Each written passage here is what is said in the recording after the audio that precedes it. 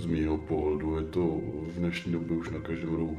Jdeš doktorovi, kasíno, herno, kasíno. Jdeš od doktora úplně jinou cestou třeba kolikrát, že třeba chceš něco mámě, nebo tady to sázková kancelář, kasíno, kasíno, herna. Jako víš co, takový člověk, který prostě si to nikdy neskusil, který v tom není ponořený, nebo který s tím nemá zkušenost, tak ten to vnímá jako nějaký zlo, jako podle mě, kde mu všichni prostě říkají, hele, tohle se drž se dál, a dokud si to neskusí, tak to jakoby míjí, protože to pro něj absolutně nemá v každodenním životě jako se nějaký hlubší smysl. No a ten člověk, co to hraje, to vnímá teda jak? No, jednoduše, vidíš něco blikat, vidíš, že tam je napsáno non-stop a už jako cítíš příležitost k tomu si zahrát, no. A to jsou všechny herny non-stop? Jako určitě, no to je non-stop, že jo, to je ryžárna, že jo, tam prostě chodí lidi v jakoukoliv noční hodinu a prostě po práci, před prácí, prostě ve 2, ve 3 ráno, vždycky prostě, takže tam jako non-stop musí být, no. Je to non-stop. Je to vůbec správně, že je to takhle přístupný lidem? Já jsem člověk, který to na jednu stranu rád, takže já se tam chodím odreagovat. Ale myslím si, že to dobře není, jako asi to dobře není to dobře. Máš chuť, jdeš rád, máš kam, protože je to všude. No. A já si ale myslím, že člověk jen tak nezačne hrát, ne? Nebo proč to vlastně zkusí? Jako jestli se ptáš konkrétně třeba mě, nebo jako, tak prostě jako kámoši jako to tě jako strhne svým způsobem, protože jdete ve všední den někam, teď si dáte 2, 3 piva v hospodě, frajer řekne v 11 zavírám, ale nechceš jít prostě domů, že jo, prostě bavíš se, seš nějaký náladě, tak jdete dál, no, a najednou vidíte, co tam bliká, tak jdete dovnitř, vlezete tam, on to třeba zkusí, že jo, protože už třeba to někdy zkoušel, nebo někdy mu to někdo ukazoval, vyhraje třeba kilové, řekneš, proč ne, zkusím to taky, že jo, to zkusí zase a třeba nedej bože, že vyhrajete oba, no. Prostě to je, pak vyhraješ, odcházíš a říkáš si, jaký to byl super večer. A jsou jiné možnosti, že člověk začne hrát, než to, že ho k tomu přivedou kamarádi? Jako tohle je moje zkušenost, ale nevím, to je prostě různý, jo. Někdo prostě má nervy z práce, jde se tam prostě uklidnit, někdo prostě se rozejde se s ním přítelkyně, třeba smutnej, víš co, nechce to s někým řešit, tak jde, sedne si, že jo, a hraje, to, že jo, to se způsobem nějakým asi uklidňuje. Rozumíš prostě, nebo nějaká tragédie třeba v rodině, no těch možností bude asi určitě víc, no, nedej bože se to třeba kombinuje, víš, ale jo, jako já říkám, že podle mě, jako z mého pohledu to bylo o tom, že prostě jsme to šli zkusit a pak se to zvrtlo, no.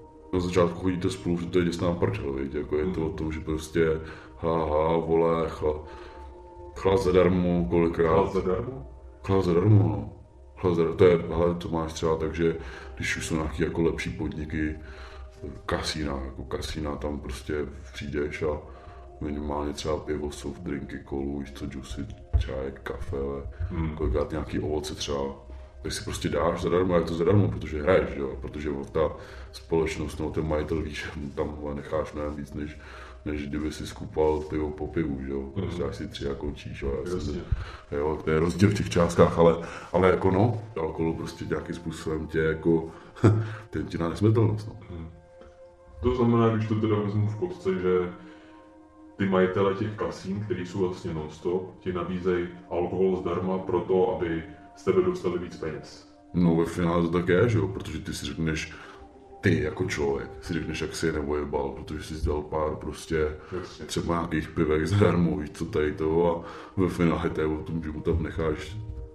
A to jsem jako, myslím si, že hodně při zemi třeba 4x tolik, co by si za ty drinky normálně nechal třeba jako v pajzlu na diskotéce, kdekoliv jinde. Kilo, 2 a on to přijde za 500, víš co. No, s každým dalším drinkem se ti zvyšuje prostě jako apetit, no.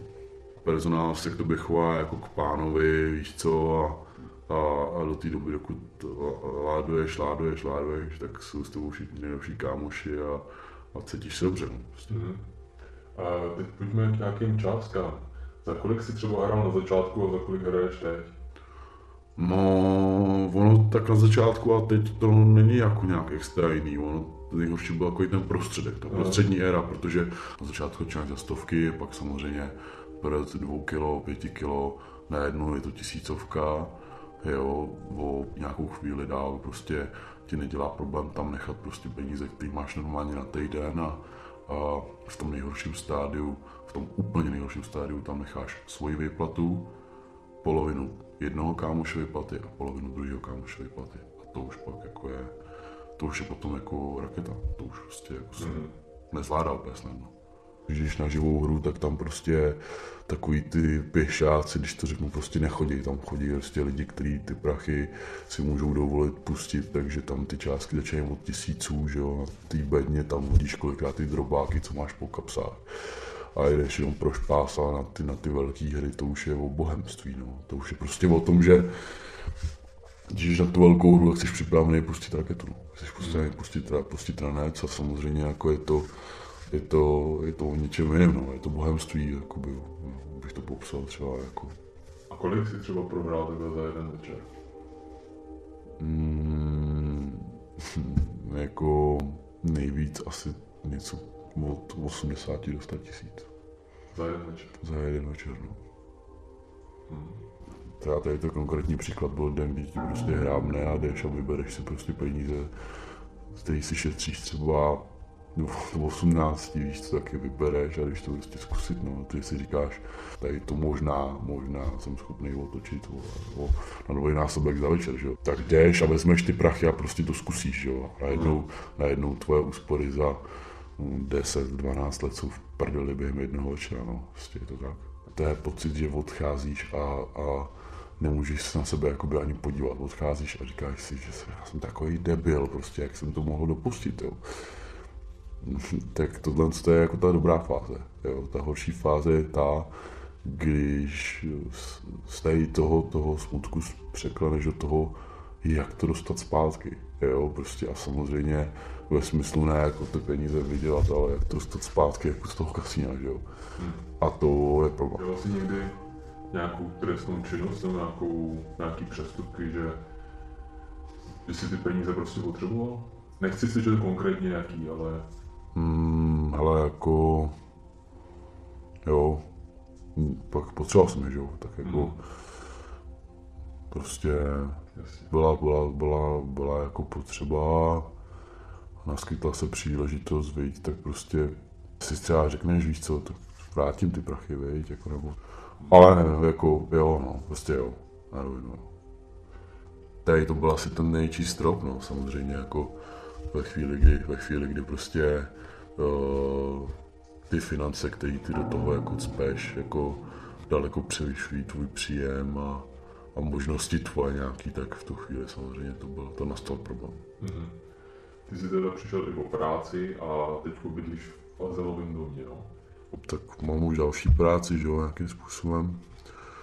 nějakým způsobem placenou, prostě něco dělám, prostě aby lidi, kteří mě jako založili, tak aby prostě viděli, že jako nějakou tu snahu mám, no. Kolik ti zbývá, jestli se teda můžu zeptat, splatit? Jestli určitě víš přibližnou částku? Ta částka jakoby všem těm institucím za nějaký penalizace a tady ty věci prostě a všechno, jak se vyšvihla, nevím, cirka k nějakým 4 milionům.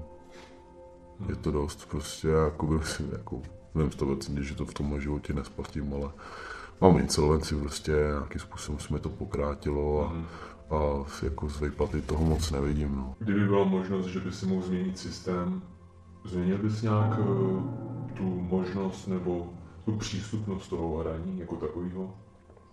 No, jako...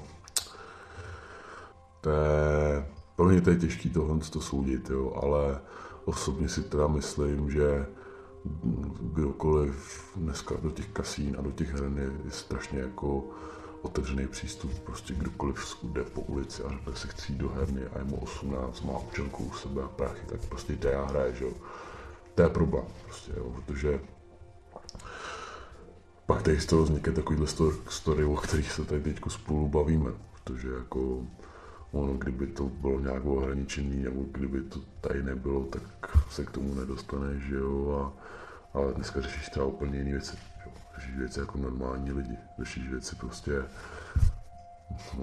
do práce, z práce, rodinný výlety, tady tohle z toho, nějaký koníček, prostě víkendy na chatičkách, idylku, a ne, že prostě nejseš tady s úkáčkama na baráku, ty vole, nedělíš se s ním o sprchu a jediný místo, kde se jako fakt jako vypneš, tak je taky u té Brně, no. Moc toho všechno si přišel díky hraní. Kamarádi odešli, prostě otočili se zády, byt, auto, relativně slušný auto, prostě je to pryč, no. Je to pryč, všechno, telefon dobrý, prostě. Ty jsi měl ženu nebo jenom přítelkyni? Jo, nebyli jsme ve svazku, byla to pouze partnerka, no. A můžu se zeptat, měl jsi s ní nějaký dítě? Mám s ní dítě, je to tak, no, bohužel, musím to tak říct, protože prostě já jako myslím si, že prostě jsme nějakým způsobem domluvený, že nebudu se do toho angažovat vůbec.